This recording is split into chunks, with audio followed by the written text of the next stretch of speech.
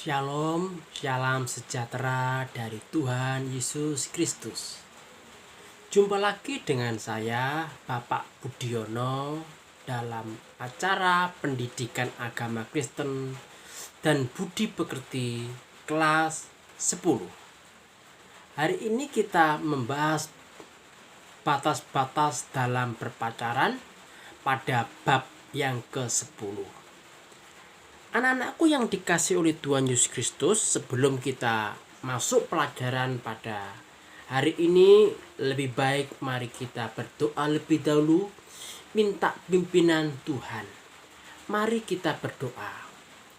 Bapa kami yang di surga, pada kesempatan ini kami mengucap syukur karena Tuhan memberkati kami dan mengizinkan kami untuk belajar tentang batas-batas dalam berpacaran. Kiranya Tuhan memberkati, menolong kami semua. Dalam Kristus Tuhan kami berdoa. Amin. Anak-anakku yang dikasihi dalam nama Tuhan Yesus Kristus, batas-batas dalam berpacaran.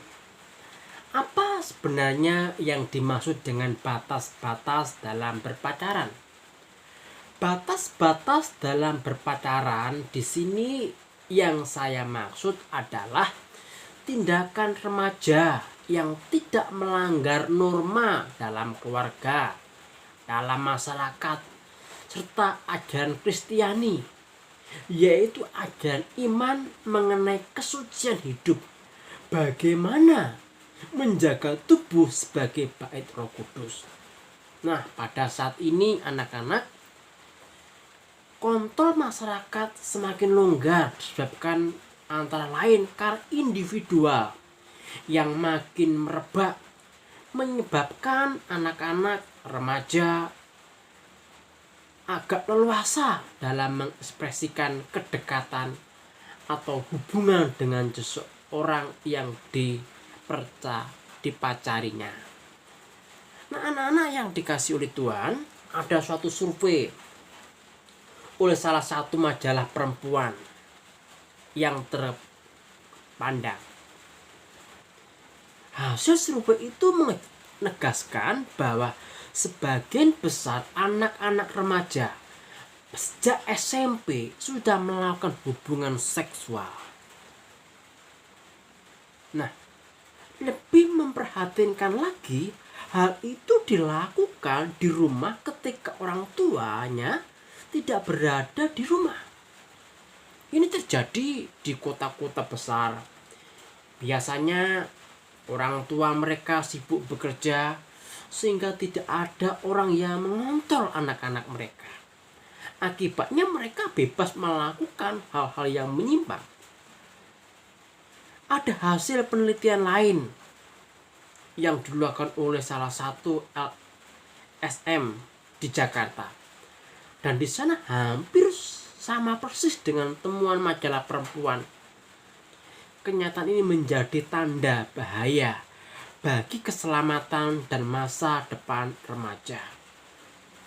Peran pendidikan agama Kristen sangat penting sekali untuk anak-anak ikuti dan cermati, supaya anak-anak tidak terjebak oleh arus pergaulan bebas.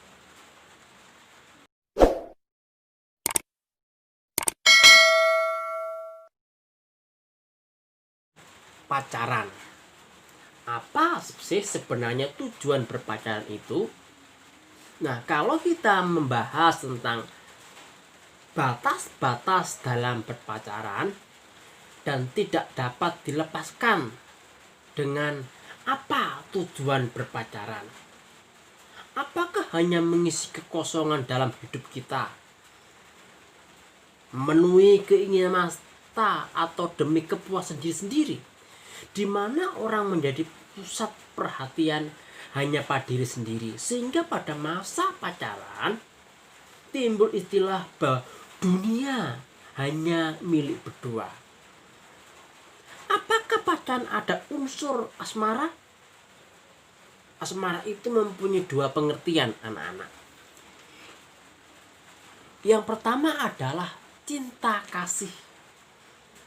Dan yang kedua adalah cinta birahi. Pada dasarnya asmara itu bukan cinta. Kenapa? Karena asmara itu naksir atau keinginan yang berbuat pada diri sendiri. Sedangkan cinta kasih atau kasih itu menurut Alkitab bisa kita baca di dalam 1 Korintus 13 ayat 7 sampai yang ke maksud saya ayat yang keempat sampai yang ketujuh. Nah, cinta yang benar tidak dapat dijadikan topeng untuk maksud dan motivasi tertentu. Cinta yang benar tidak mementingkan diri sendiri, melainkan mengutamakan orang lain. Itulah cinta. Jadi asmara itu tidak sama dengan cinta. Asmara itu hanya berpusat pada diri sendiri dan biasanya diiringi dengan nafsu seks yang cenderung mendorong orang melakukan penyimpangan. Nah, anak-anak yang dikasih oleh Tuhan Yesus Kristus, ini penting sekali untuk kita pahami bersama-sama. Kalau kita tidak paham ini, kita akan terjerumus dengan pacaran yang tidak sesuai dengan firman Tuhan. Nah, alasan mengapa hubungan seks di masa remaja tidak boleh dilakukan?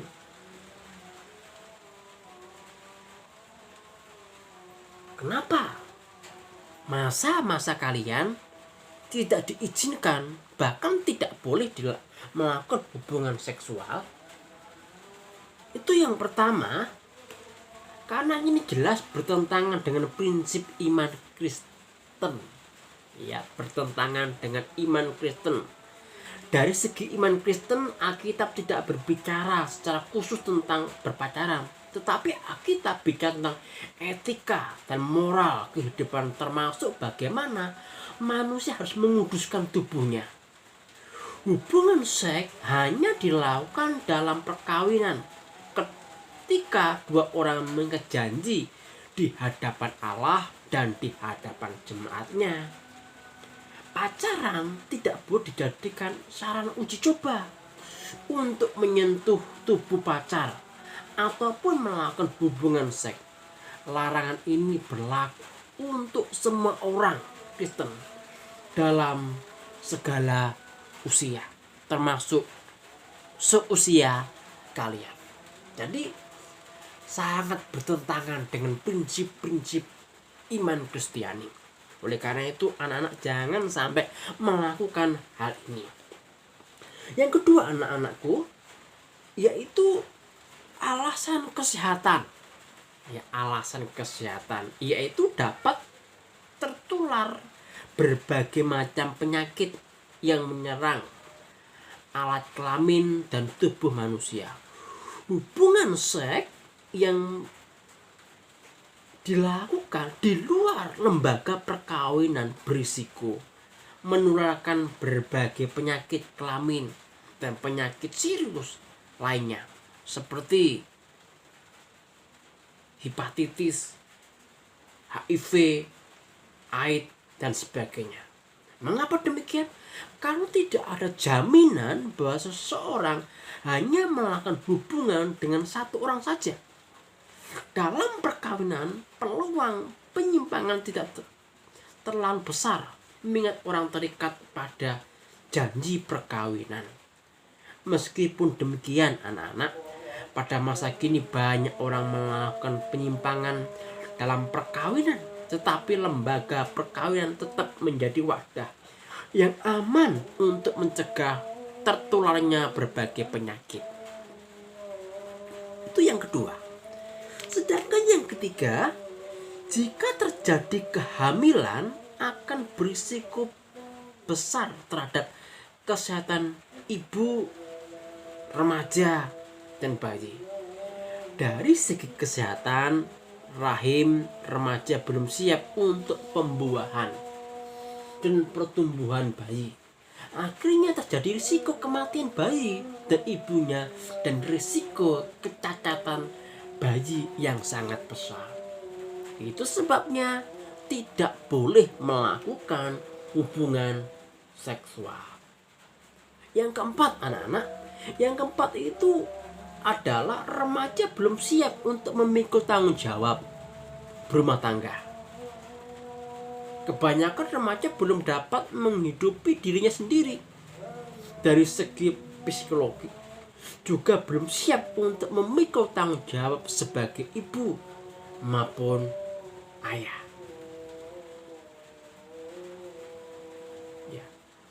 Makan aja masih minta orang tua, minta uang saku orang tua. Jadi tentu belum siap untuk memikul tanggung jawab yang begitu besar. Maka tidak boleh melakukan hubungan seksual. Nah, anak-anak, ada seorang mahasiswi bernama Nur ini, Hamidah Yuni, yang mengadakan penelitian di kalangan remaja tentang apa arti pacaran serta apa yang dilakukan dalam berpacaran. Ia menuliskan demikian: tujuan pacaran di kalangan remaja adalah mendapat teman untuk merencanakan masalah pribadi sebagai hiburan, sebagai tempat untuk berbagi, memahami karakter pacar sebelum memutuskan untuk serius, meningkatkan motivasi belajar, dan membuktikan diri cukup menarik.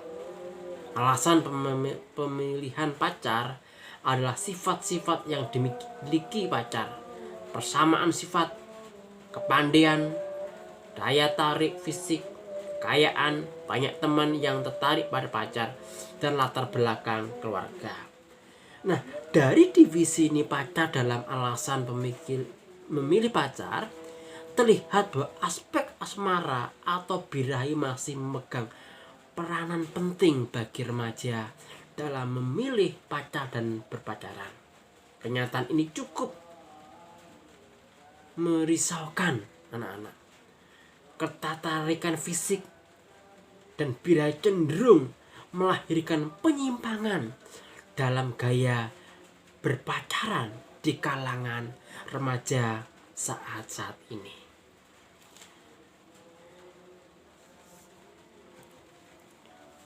Nah, apa sih batas-batas berpacaran menurut standar moral Alkitab? Batas-batas berpacaran menurut standar moral Alkitab. Nah, anak-anak, apakah dalam berpacaran dibenarkan berpegangan tangan, misalnya, berciuman, bermesraan, dan sebagainya? Roma 12 ayat 12 dengan jelas menekankan, jangan kita menjadi serupa dengan dunia, atau dengan kata lain, jangan berpacaran ala orang dunia. Berpacaran cara dunia berbeda dengan berpacaran yang mengacu pada isi Alkitab, atau berpacaran yang bertanggung jawab kepada Tuhan. Perbedaannya yaitu, pertama, pacaran yang bertujuan mencari pengalaman semata-mata dan kenikmatan dalam hubungan cinta dengan pertimbangan mungkin besok sudah mencari pacar baru lagi, sehingga melakukan hal itu. Tetapi pacaran yang bertanggung jawab kepada Tuhan itu melihat hubungan pacaran sebagai kemungkinan titik tolak yang menuju sesuatu yang baik dan dapat dipertanggungjawabkan. Nah, sangat beda sekali ya anak-anak ya. Kalau ala dunia itu hubungan pacaran itu mungkin besok sudah putus, jadi besok bisa ganti pacar lain.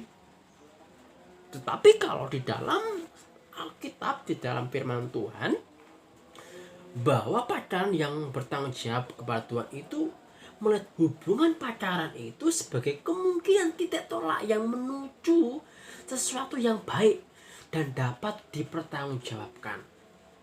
Nah, pacaran yang baik adalah yang saling mengisi dan memberikan kebaikan serta berbagi melakukan hal-hal baik dan benar serta berguna bagi keduanya. Ya, itu pacaran yang baik, pacaran yang sesuai dengan standar moral Tuhan. Nah, jadi pacaran yang bermanfaat, pacaran yang memanfaatkan tubuh pasangannya untuk memuaskan perasaan seksual, mula-mula pada tingkat ciuman, lalu mulai memeluk, namun kemudian gampang menjurus kepada tingkat hubungan seksual.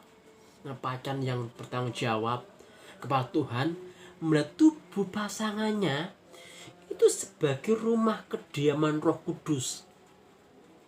Pacarku ini adalah rumah Roh Kudus.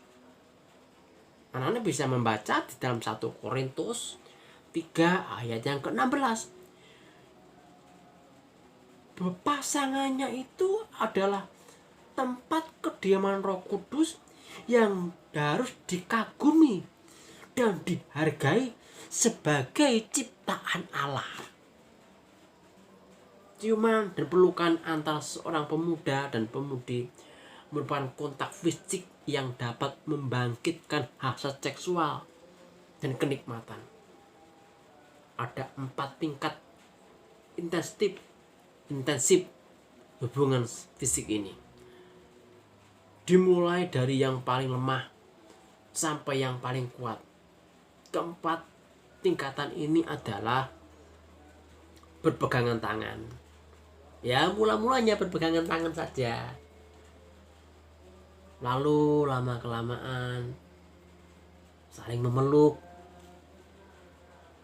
Setelah memeluk, mulai mencium, berciuman, lalu saling membelai, dan dapat meningkatkan hasrat tidak terpuji. Misalnya terjadi piting ataupun hubungan seksual. Anak-anak yang dikasihi oleh Tuhan, rangsangan seksual yang terus-menerus akan menciptakan dorongan biologis yang terus memuncak.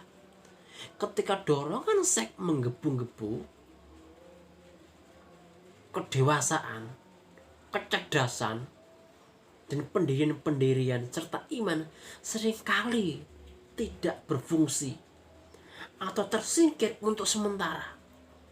Banyak pasangan muda berkata, bahwa ciuman itu normal kok. Tetapi ini adalah sesuatu yang salah. Karena ciuman itu adalah kenikmatan pada masa pacaran dan dianggap akan lebih mengikat tali kasih antar dua belah pihak. Itu adalah pendapat yang sangat keliru, anak-anak. Karena Alkitab memberikan penjelasan bahwa dampak dari hubungan itu akan membuat seorang merasa bersalah, bahkan bisa mengubah sayang menjadi benci. Ada contoh di dalam Alkitab itu. Di dalam 2 Samuel 13 ayat 1 sampai 15 itu ada cerita, yaitu tentang mengisahkan tentang anak-anak Daud, Anom dan Tamar. Anom itu begitu mencintai Tamar, sampai-sampai karena begitu cintanya ia jatuh sakit.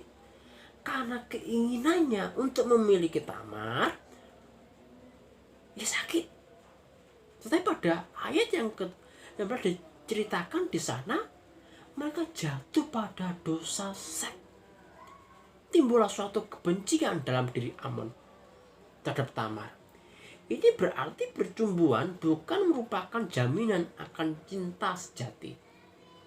Ketika seks yang merupakan anugerah Tuhan seharusnya menjadi misteri bagi laki-laki dan perempuan dan akan disingkapkan pada waktu perkawinan kudus, namun hal itu telah dilakukan sebelum waktunya, di luar ikatan pernikahan, maka misteri itu hilang, diganti dengan kebencian. Paulus dalam suratnya di Efesus menuliskan supaya anak-anak jangan mudah jatuh ke dalam dosa. Nah, anak-anak yang dikasih oleh Tuhan Yesus Kristus, sehubungan dengan itu hendaknya anak-anak tidak menghindarkan diri dari perciuman dan lain-lain pada masa berpacaran, karena itu bertentangan dengan firman Allah. Modal pacaran yang bertujuan memenuhi keinginan birahi dan perciuman lebih bersifat memenuhi nafsu semata-mata. Oleh karena itu, manusia adalah makhluk mulia, ciptaan Allah, yang memiliki harkat dan martabat. Ketika dalam masa berpacaran orang melakukan sentuhan fisik dan menikmati erotisme atau sensasi sentuhan, maka mereka telah menyerahkan diri kepada kenikmatan, bukan kepada kasih sayang. Seseorang yang benar-benar mencintai akan menghargai serta menghormati pasangannya dan tidak akan merusak hidupnya. Jadi jika dalam masa pacaran seseorang membiarkan dirinya disentuh dan dinikmati sebagaimana objek kenikmatan, maka ia tidak menghargai dirinya sendiri sebagai ciptaan Allah. Nah, berikutnya cara-cara menyatakan suka kepada seseorang. Nah, bagi anak-anak yang ini bisa menjadi tip kalian yang belum punya pacar atau mau punya pacar, ya. Pada masa kini kan ada berbagai cara orang mengatakan suka pada seseorang. Cara tersebut dipakai dengan mempertimbangkan situasi dan kondisi dan tergantung pada watak seseorang. Mereka yang memiliki rasa percaya diri tidak membutuhkan orang yang ketiga. Nah, ini cara-caranya remaja menyatakan suka pada seseorang yang ingin dipacarinya, yaitu melalui tembak langsung.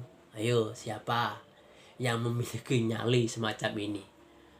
Itu melalui tembak langsung, yaitu salah satu dari pasangan yang akan mulai bereaksi menanyakan, aku suka kamu loh, apa kamu juga suka sama aku?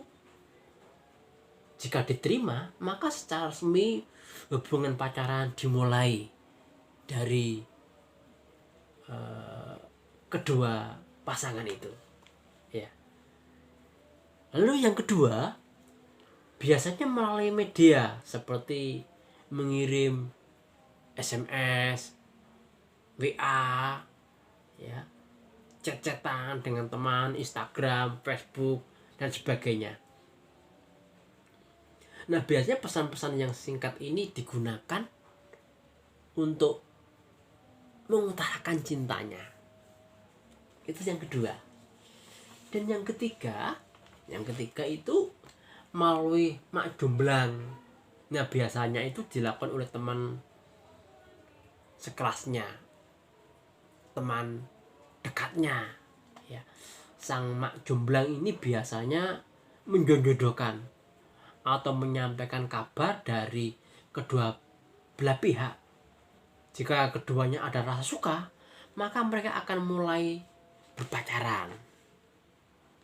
Nah, itu cara-cara biasanya digunakan oleh anak-anak muda untuk memulai berpacaran. Berikutnya, ekspresi rasa suka dan cinta yang sesuai dengan ajaran iman Kristen. Nah, anak-anak, sebagaimana dijelaskan pada bab yang ke-9, kita belajar bahwa rasa tertarik pada lawan jenis itu bukanlah dosa. Allah sendiri menciptakan laki-laki dan perempuan secara berpasangan, dan Allah memberkati lembaga perkawinan itu. Namun rasa tertarik dan cinta hendaknya diwujudkan melalui cara yang benar, yang tidak dapat, maksud saya yang tepat dan pada waktunya. Nah, dalam bab 9 kita juga belajar di sana bahwa masalahnya bukan soal boleh atau tidak boleh berpacaran, namun apakah seseorang siap untuk menanggung risiko dalam berpacaran, dan apakah seseorang memahami dengan baik makna dan tujuan berpacaran, bahwa pacaran bukanlah sarana uji coba apakah seseorang itu laku atau memiliki banyak penggemar, ataukah sarana untuk membuktikan bahwa seseorang bukanlah orang kuno ataupun kuper atau kurang pergaulan. Jadi pacaran adalah sarana bagi mereka yang terlibat di dalamnya untuk membangun relasi yang lebih dekat, di mana mereka saling berbagi, mendengarkan, mengekspresikan cinta melalui sikap saling menghargai dan menghormati harkat dan martabat pasangannya. Itu anak-anak. Berikutnya, beberapa penyimpangan dalam masa pacaran dan pergaulan remaja masa kini. Nah, pacaran dapat memberikan hasil positif, tetapi juga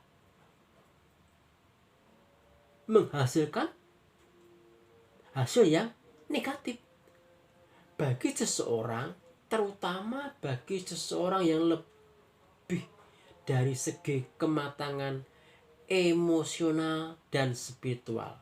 Nah, ini berikut ini Bapak ada beberapa penyimpangan yang dapat muncul dari hubungan pacaran. Oleh karena itu anak-anak harus hati-hati untuk bab ini. Yang pertama itu seks bebas anak-anak. Berbagai hasil penelitian yang telah dipublikasikan mengenai seks bebas di kalangan remaja sungguh mengejutkan. Namun itu merupakan kenyataan yang ada, tidak dapat dipungkiri itu. Jadi salah satu alasannya kenapa mereka terjebak dalam kehidupan seks bebas, karena diajak teman dan pacar. Kenyataan ini bukan mengkhawatirkan, karena jika frustasi, maksud saya frekuensinya itu persoalan menjadi besar, dapat mengarah menjadi masalah sosial. Nah, kehidupan seks bebas dapat menjadi sarana dalam menularkan berbagai penyakit anak-anak. Ada orang yang berpikir bahwa pihak yang dirugikan dalam hal ini adalah perempuan. Nah, padahal sebenarnya kedua pihak sama-sama dirugikan, karena keduanya menyediakan diri sebagai objek seks. Ya, perbuatan itu juga melanggar norma agama dan juga norma di dalam masyarakat. Itu yang pertama. Yang kedua, itu hamil di luar nikah. Kalau melakukan seksual, akibatnya mereka akan hamil. Nah, remaja yang tidak mampu mengontrol perilaku dalam berpacaran dapat menyebabkan kehamilan di luar pernikahan. Akibatnya, mereka akan kehilangan masa mudanya dan melakukan peran sebagai orang tua, sebagai ayah, sebagai istri, padahal masih muda sekali. Dan tentu mereka akan kalang kabut karena secara psikologi dan ekonomi remaja belum mampu mandiri sendiri. Nah, kejadian ini juga mempengaruhi orang tua. Mereka karena orang tua dibebani tanggung jawab untuk menopang keluarga muda ini, ya, membiayai dirinya sendiri dan juga membiayai keluarga muda. Kasihan nih orang tua ini. Ya, kalau anaknya menikah di usia muda yang produktifnya masih belajar tapi sudah menikah dan menjadi orang tua. Oleh karena itu, sebaiknya anak-anak tidak menjadikan masa pacaran sebagai uji coba untuk melakukan hubungan seks. Mengapa? Bukan hanya karena melanggar perintah Tuhan anak-anak, namun juga melanggar norma dan masyarakat dan merugikan diri sendiri dan juga orang tua. Masa muda hanya terjadi satu kali loh anak-anak. Karena itu masa muda adalah masa yang paling indah dan menyenangkan jika kita menjalaninya secara benar dan bertanggung jawab kepada Tuhan. Yang ketiga, akan terjadi aborsi atau penguguran kehamilan. Umumnya remaja mengaku pada awalnya diajak oleh teman, pacar untuk mencoba mengonsumsi obat-obat terlarang. Ya. Akhirnya terjadi pengguguran kehamilan.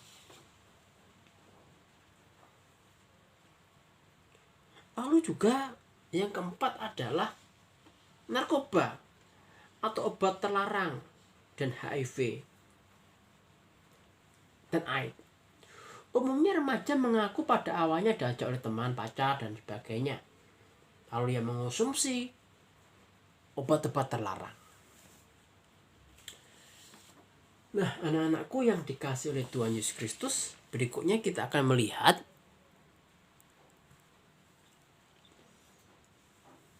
apa sih kata Alkitab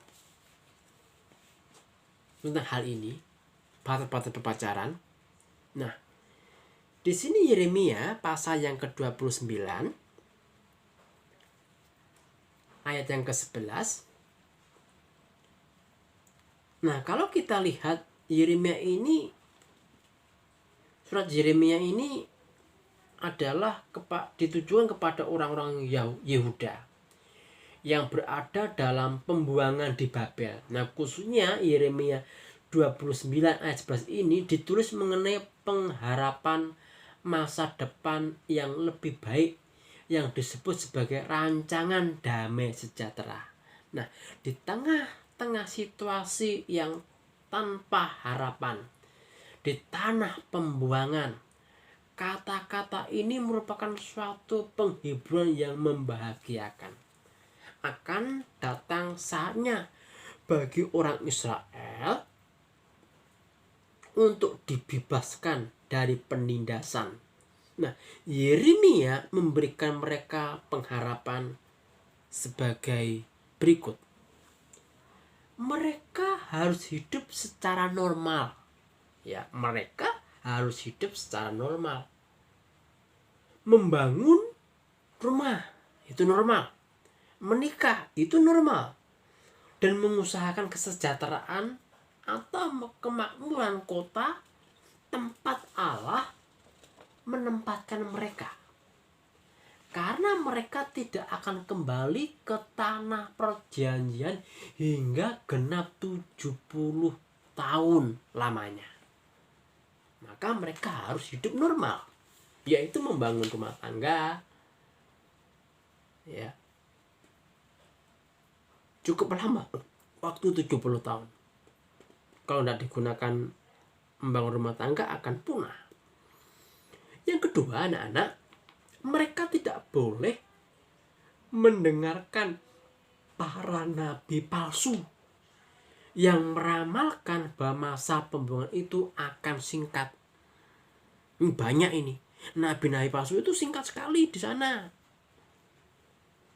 Menubuatkan hal-hal yang nggak benar. Mereka nggak boleh mendengarkan nabi-nabi palsu. Yang ketiga, mereka yang tertinggal di Yerusalem akan menderita dengan hebat karena tetap memberontak terhadap Allah. Yang keempat, dua nabi palsu akan dibunuh karena hidup dalam perzinahan dan memalsukan firman Tuhan. Nah ini.